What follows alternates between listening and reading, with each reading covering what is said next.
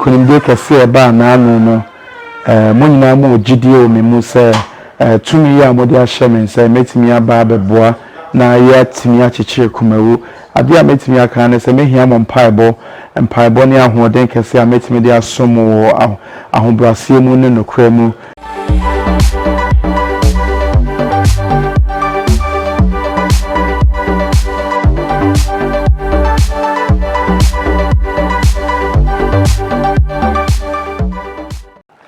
From you so baby ahoye enemy jina Kumawu bodmase me wo honorable Ernest yaw Anim resident the MP elect for Kumawu constituency ene yaba no fie ebe mana kwaba amobi TV ni ahwe vision and plans for Kumawu man ene hu ye ya enye no bonde so ye honorable fie e Kumawu ye de bibia bebre wo idin di adwo amobi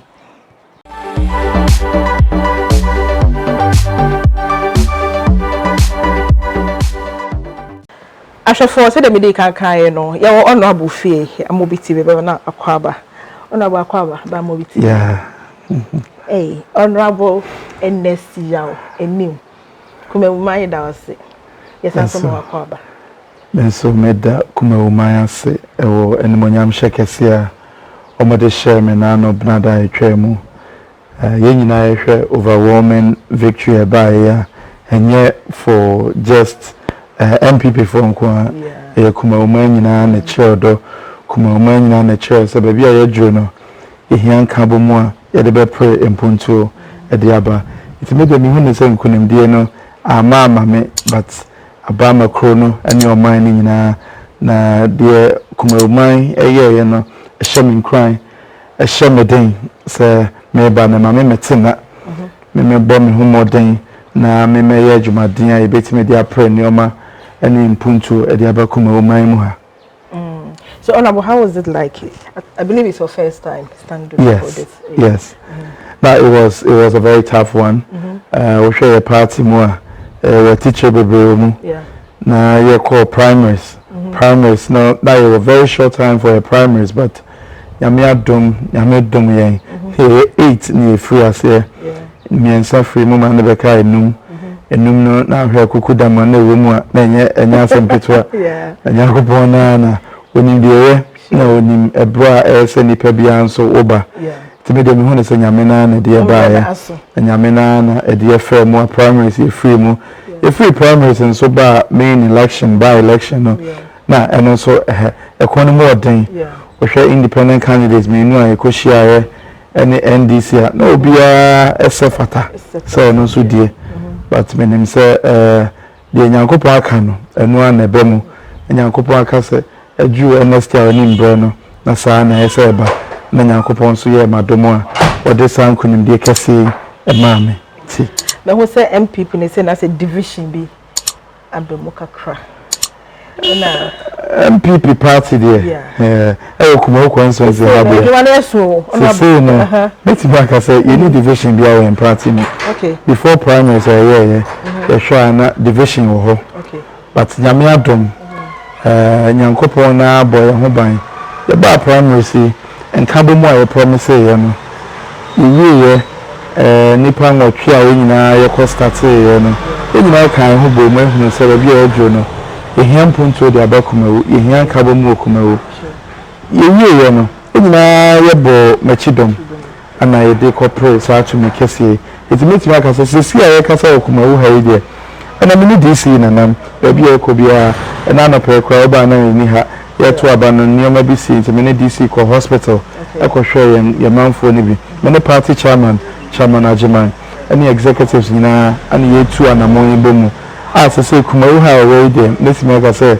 en kabom kese kabom stronko ana aba ha mu a ye nyina ye di dwumadi na ye nyina Kumawu hu donti ne wa ha eti Kumawu hu donti ne ye de kopre ne mapa e de aba Kumawu mu ha ona adana ye rules no mame hwe ye by election itina mu delay ya fina ko force by election itina road amode to de dama ya to top potholes ma fina moye Mame ye mutimi aka ne se ene nyina ya tsem okay ene entro ene na adasem ana bi no e de ato mframamu e ba January etwa mu ya ye late member of parliament honorable Philip Baswa or town hall any local council of churches ACI edit to him say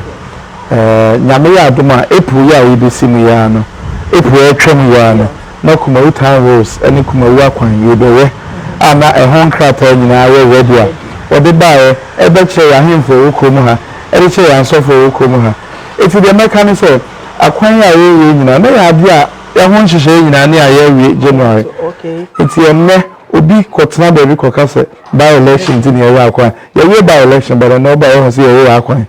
is a na aba anka den ka amra nka machines ni kwan no so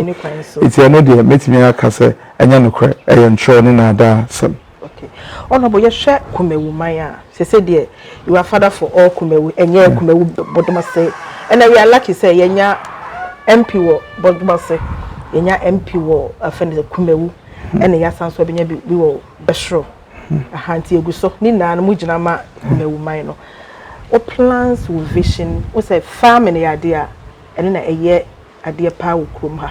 ye hwe ye toast fuoi ene ye ne ma me ne toast fuo ne bi akasa me ne youth no akasa na let me say problem e wo ho to wabayi de e den na wo my especially for the youth no okay yes, vision and plans there say hebronti ntimi kan na but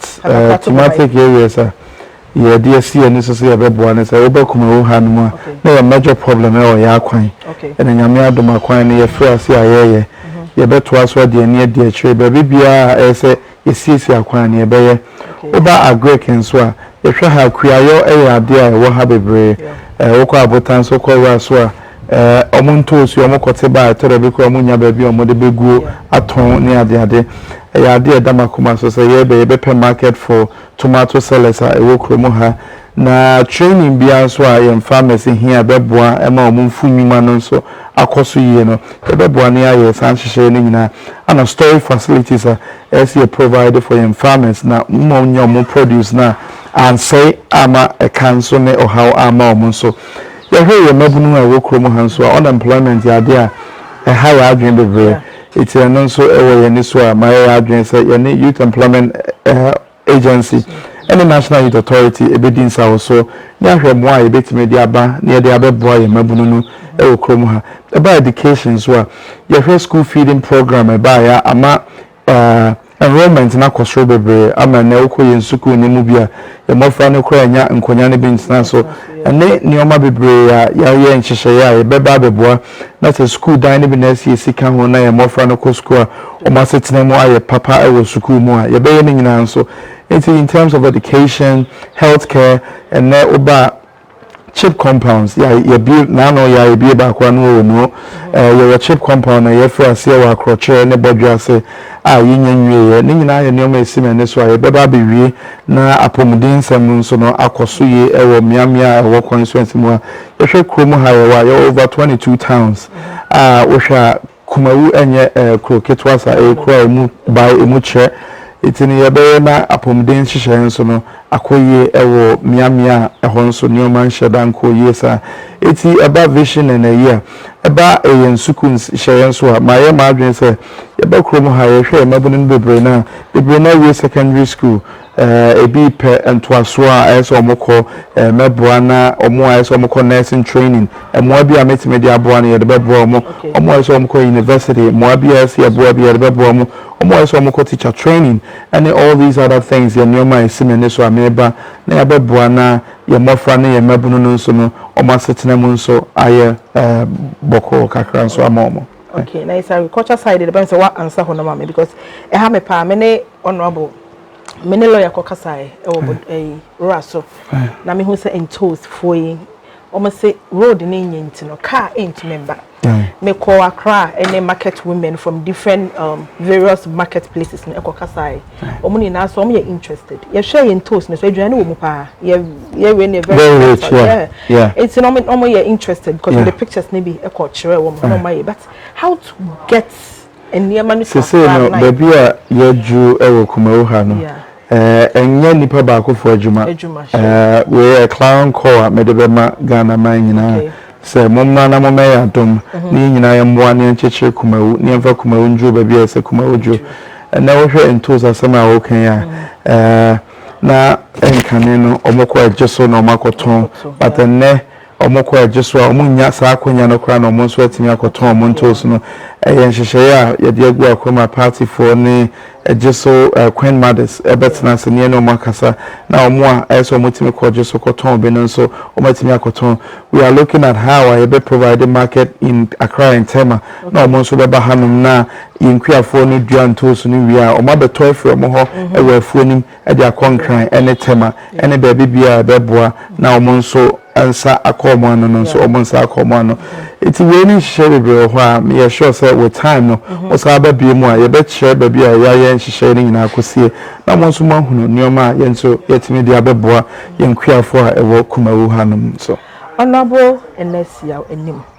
Mr. Mobi TV na na ye kasa no tade bia wo ye bia no ye record it from baby kakra ma crop ho no be ho an say ma tag o enti me mpese meje wo time no bebe me say wo meeting na me pese me de akwa aba me de be ma wo ti pa chohwa me camera mu ma me na ka bibi che youth no ka bibi che akuafo Kumawu mai minim se enkunimde kase ba na anu no mo nyina mo gidie o me mu se tumi ya mo de ahye me se metimi aba beboa na ya timi achichire Kumawu ade a metimi aka ne se mehia mo mpaebo ne ahoden kese a metimi de asomo ahobrase mu ne nokra mu ya kwan se hyere yeguso ayeye me hyemo boss enya ade a contractors e be free kwan mu akoba bibia ye nyina ye ba na ya de ne de che ne make sure se ya kwan ba bia se ye duro bia ne be ye duro ye school hyehye nso ye ba beboa na ya hyehye ne ye na Kumawu mabunu ene Kumawu mofra wa ha nyina nso anya education papa na omo nso daache ayi ye mabunu nso a na adwuma sema ye basa hyemo boss ni be me ba beboa na baby bia adwuma bia wo bia se obi ansa kan bi no ye beboa na obi anso nsa kan bi na obi anso etimi akonifie akoboa na ye mabunu nso asetena mu aye papa ewa ha eti we de bibi kakra meka ne se mon koso amompai mame na munya gidi o mu se tumi amode ahye mensa no nyame enye madom na yentimi moa na yentimi chichire Kumawu emfa Kumawu nyu ba bia se Kumawu jo ye da munyina sa Amobi TV ye be koso ane edi nsa wo so ye da ase you honorable ye da so say on Amobi TV ekasai